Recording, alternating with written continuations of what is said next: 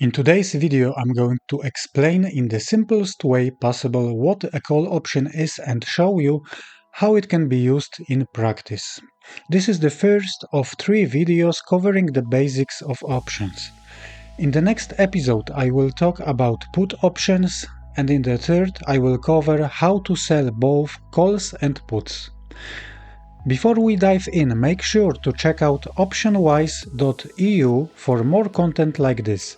You can sign up for a newsletter and grab your free ebook Options 1-on-1, your first step toward smart trading. It's perfect if you are just starting out. And if this video helps you out, don't forget to subscribe and share it with others. It really helps to grow the channel. Here is what we will cover. First, I will define what a call option is. Then I will give you a real-life example, something from everyday life that makes the concept easier to grasp. After that, we will look at the case study using Microsoft stock, how you might use a call option to speculate and how that compares to just buying the shares directly. And finally, we will take a look at the risk profile of a call option. What is an option? An option is a contract that gives you the right, but not the obligation, to buy or sell something like shares at a fixed price on or before a certain date. A call option gives you the right to buy, a put option gives you the right to sell. When you buy an option, you pay for that right upfront. If the price of the asset moves in your favor, you can make a profit. If it doesn't, the most you can lose is what you paid for the option, the premium. Options are called derivatives because their value is based on something else like stock, an index, or a futures contract. And with options, there are 2 main things you can do. You can buy them or you can sell them. Before we go further, here is a real-life example of how a call option works. Let's say you want to buy a plane ticket from Amsterdam to New York. Today the price is $1,000. Yesterday it was $850 and a week ago it was $1,100. You are worried the price might go back up, but you don't want to overpay. So, you pay a little fee to lock in today's price for the next 7 days. If the ticket price goes up, you can use your option and still buy it for €1,000. If the price goes down, you can ignore the option and buy the cheaper ticket. In this case, the option gives you price protection. You are guaranteed not to pay more than $1,000, but you still have the chance to pay less if prices drop. You will find similar kinds of options when booking through travel sites or hotels. It's all about locking in value and managing risk. Call option structure. So, what exactly is a call option? A call option is a contract that gives you the right to buy a specific asset at a specific price within a set period of time. To make that work, the contract includes a few key elements. Contract price, called premium, the price you pay for the option. Contract size, called multiplier. For stocks, it usually means the option contract gives you the right to buy 100 shares. Strike price, the price at which you can buy the shares. Expiration date, the deadline for exercising the option. Among these parameters, only the premium can change during the life of the contract. The contract size, the strike price, and expiration date stay fixed. Let's walk through a real-world example. Suppose it's September 1st and Microsoft stock is trading at $430. If you are expecting the price to go up instead of buying the shares directly, you could buy a call option that's at the money, meaning the strike price is close to the current share price. Here is what that might look like. Call option on Microsoft. Premium $15. Contract size 100 shares. Strike price $430.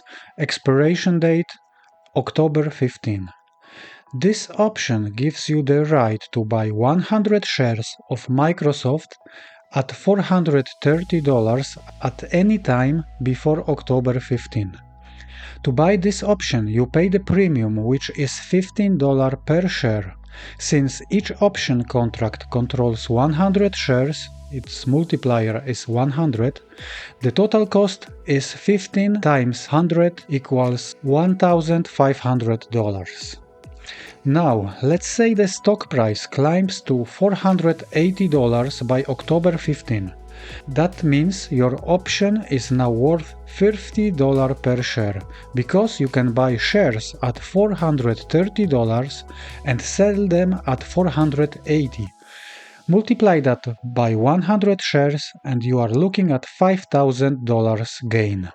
Of course, you have to subtract the cost of the option, which was $1,500, so you have made $5,000 on the share price minus $1,500 you paid for the option, which leaves you with a net profit of $3,500. And here is the best part: you don't even have to exercise the option. You could just sell it on the market for its full value, $50 per share, and still walk away with the same profit. So here is how the numbers look. You invested $1,500, you gained $5,000, your net profit is $3,500. That's a return over 230%, all while controlling $43,000 worth of stock. That's the power of leverage, in this case around 28 to 1. Now let's compare that to just buying the shares outright. To buy 100 shares at $430, you would need to invest $43,000. If you sell them weeks later at $480, you make a $5,000 profit, which is more in nominal terms than with the option, but your return on capital is much lower, just 11%, and you used no leverage. What happens if the price drops instead? Let's say that on October 15 Microsoft is trading at $370. In that case, exercising the option would be pointless. Why would you buy shares at $430 when they are only worth $370 on the market? Buying at $430 and selling at $370 means a loss of $60 per share, and if you add the $15 premium, the total loss would become to $75 per share, or $7,500 for the full contract. That's why you would simply let the option expire. In that case, your loss would be limited to what you paid upfront, $1,500. And that's the key. A call option gives you a choice. If it works in your favor, you profit. If not, you walk away and your loss is capped. Now compare that to owning the shares. If you bought them at $430 and the price drops to $370, you are down $6,000. Of course, nobody is forcing us to take the loss. We can just hold onto the shares for as long as we want, hoping they will bounce back eventually. That's actually one of the biggest differences compared to options, because with the options there is a deadline. After the expiration date, that's it, the option is gone. But shares, we can hold them forever if we really want to. That's a big difference. Options have a deadline, stock don't. Finally, let's talk about the risk profile of a call option. What you are looking at is a payoff graph. It shows how the option's value and your potential profit change depending on the price of the underlying asset at expiration. Using the Microsoft example we just covered, there are three key takeaways. The maximum loss is $15 per share, or $1,500 for the full contract, and it stays the same even if the stock drops all the way to zero. The potential profit is unlimited. The higher the stock goes, the more valuable the option becomes. The break-even point is the strike price plus the premium. In our case, that's $430 plus 15, which equals to $445. That's the price the stock needs to reach for the option to start generating a profit. This explains why, when the stock price hits 480, we don't make the full $50 difference between 480 and the strike price of 430. Instead, we make 35 because we first have to recover the $15 premium we paid.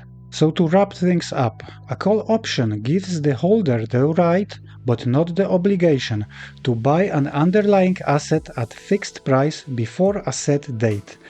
Every option has a key parameters: the premium, the multiplier, the strike price, and the expiration date. Call options offer leverage, meaning you can control a large amount of stock with a relatively small investment. We typically buy call options when we expect prices to go up.